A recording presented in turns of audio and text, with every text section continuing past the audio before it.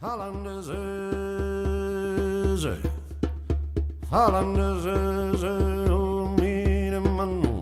questa terra d'esame e dolore ube bacca con pizze enormità i sumolinde su famene ube so sogros non viene nuda si non ammento de umanità di storia in questo vento.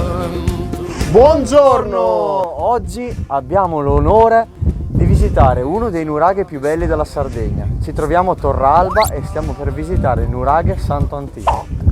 Questo nuraghe, che è del XV secolo a.C., ha una struttura che è veramente perfetta da un punto di vista geometrico e non soltanto è stato costruito per essere funzionale, ma sicuramente anche curando tantissimo l'aspetto estetico. Noi vi invitiamo a iscrivervi al nostro canale YouTube, ad attivare la campanellina, perché è soltanto così, che è un po' il concetto del funzionamento dei social, che potrete dare una bella spinta alla conoscenza di questi posti magnifici e stupendi della Sardegna. Iscrivetevi al nostro canale Facebook e Instagram. Andiamo? Andiamo, ma subito dopo la sigla!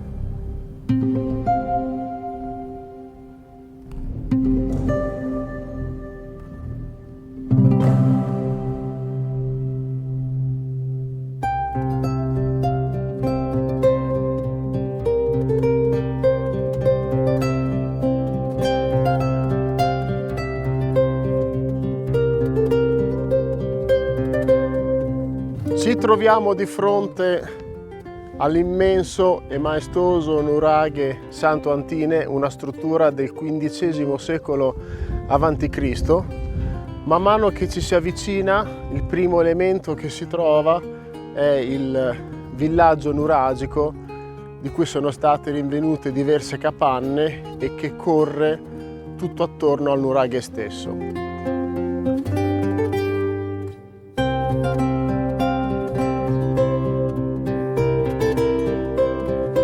Una parte del villaggio nuragico è stato sommerso dalla costruzione di un villaggio, di una struttura dell'epoca romana e che possiamo appunto vedere in questa parte del cortile del nuraghe.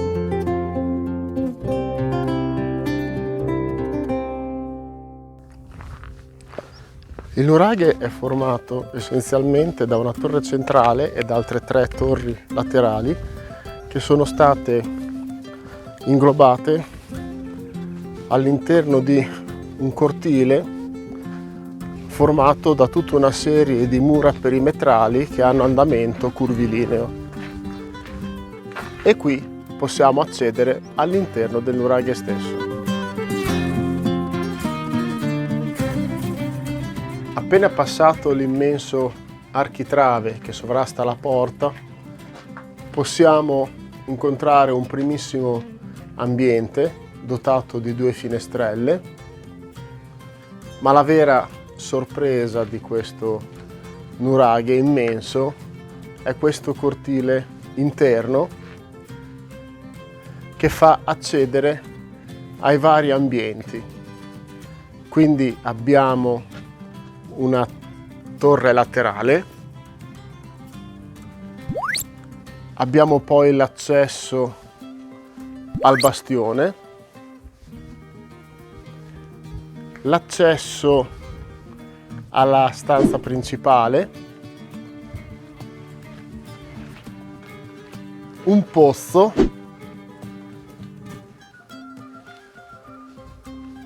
l'altro accesso al bastione e in fondo l'accesso ad un'altra torre laterale. Ora faremo un giro in senso antiorario per provare ad illustrarvi questo immenso nuraghe.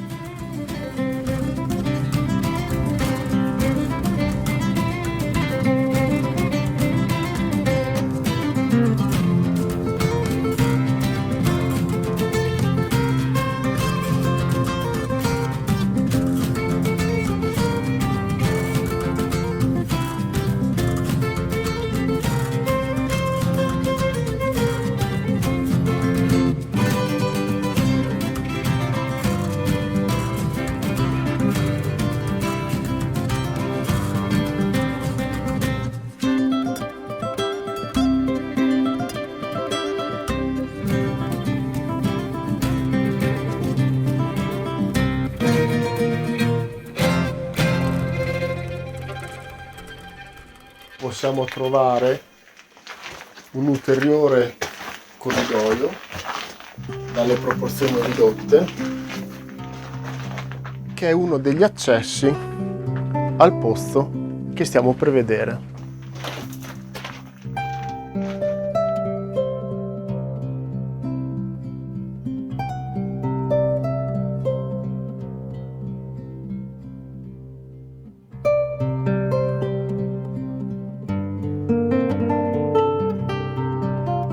Si tratta nella fattispecie di un pozzo sacro e, come abbiamo detto poc'anzi, vediamo l'accesso mediante il corridoio più stretto e basso.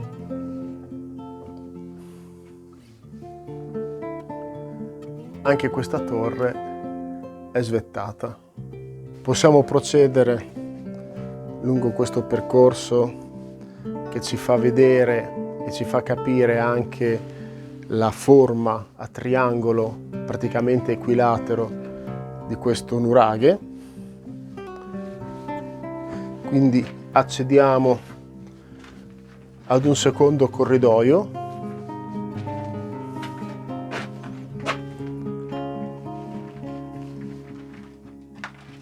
e l'accesso controlaterale rispetto a quello precedente.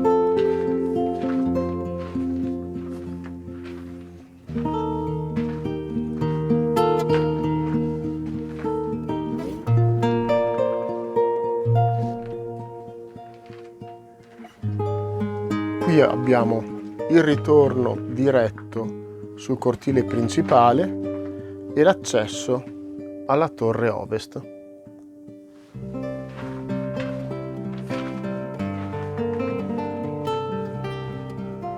Questa è la torre ovest,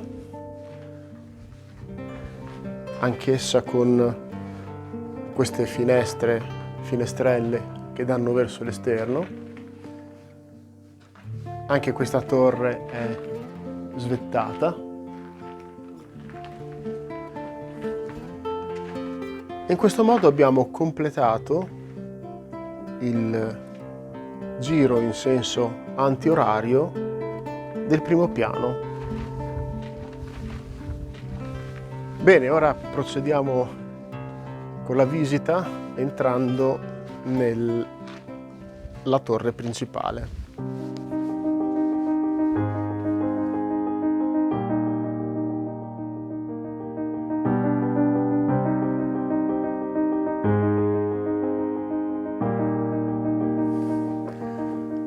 la grande particolarità di questa torre è che presenta subito sulla sua sinistra una sorta di corridoio circolare che è concentrico rispetto alla stanza principale.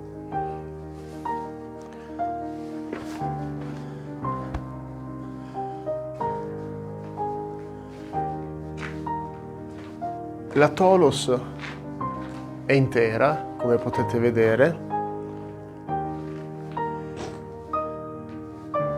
e al posto delle classiche nicchie che riscontriamo in tutti gli altri nuraghe, abbiamo gli accessi al corridoio circolare. Come potete vedere, le pietre che sono presenti all'interno della torre principale presentano delle colorazioni. Anche questa è una caratteristica molto particolare e quasi unica.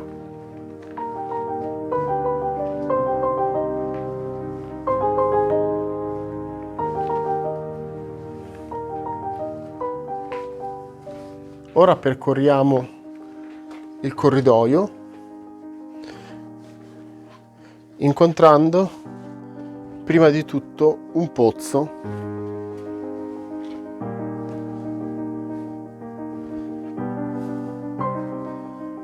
Proseguiamo.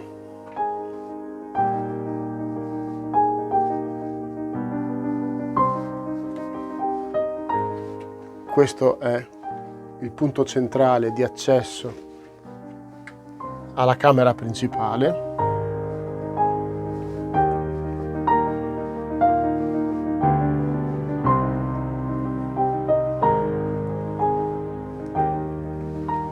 Il terzo punto di accesso, e procediamo in continuità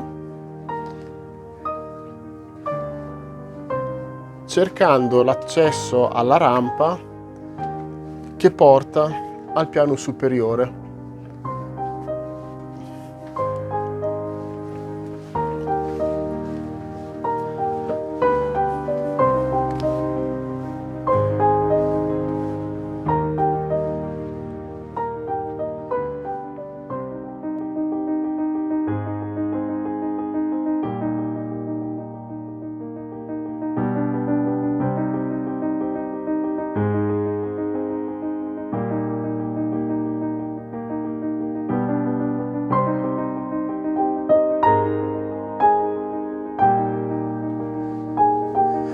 Qui arriviamo al primo piano,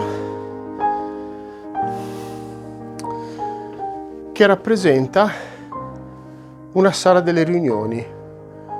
La sala delle riunioni è caratterizzata dal fatto di avere lungo tutta la sua circonferenza una serie di massi che sono stati collocati a mo' di sedile. E qui ci troviamo appunto al primo piano. Come curiosità, guardando da questa finestra, possiamo vedere in lontananza il nuraghe Oes.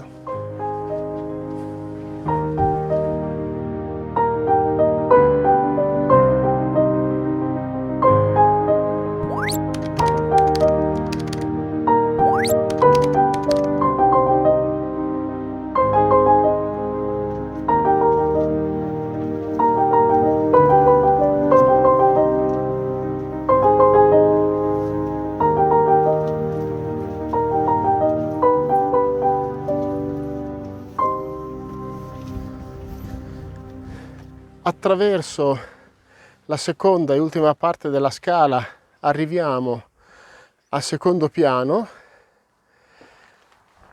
ma prima di ammirare il panorama possiamo vedere che in realtà la scala proseguiva per altri 10 metri circa e arrivare ad un ulteriore livello che oggi non è più esistente.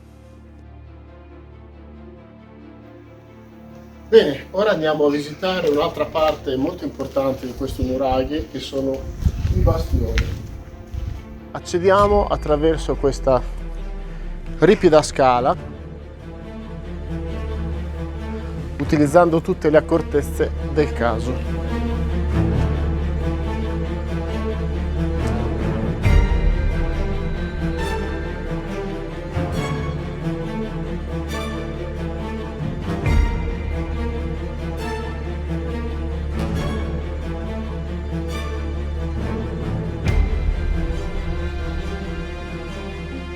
A circa metà del percorso possiamo vedere la presenza di una nicchia abbastanza ampia, anzi è quasi una stanza,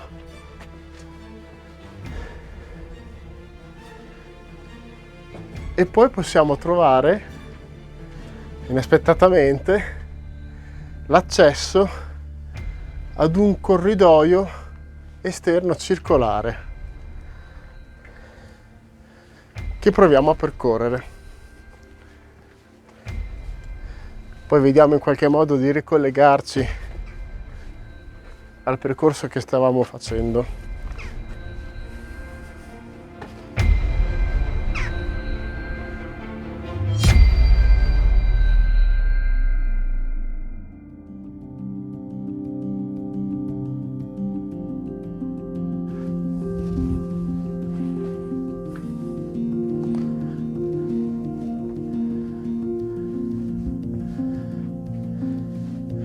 Questo nuraghe è veramente labirintico.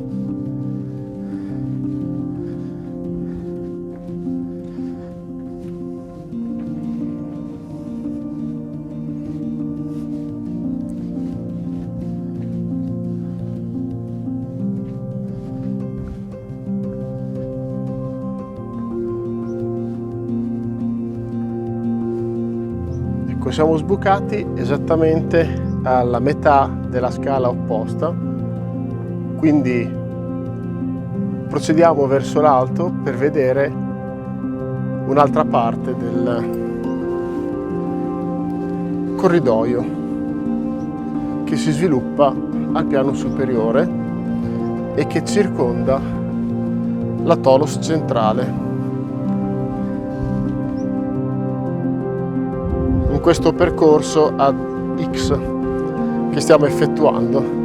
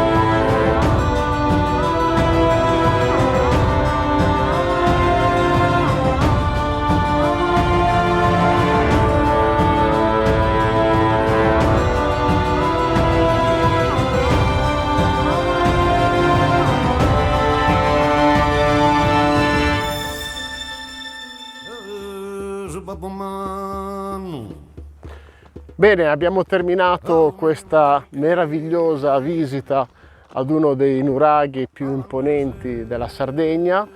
Non mancate di venirlo a visitare perché veramente merita tanto.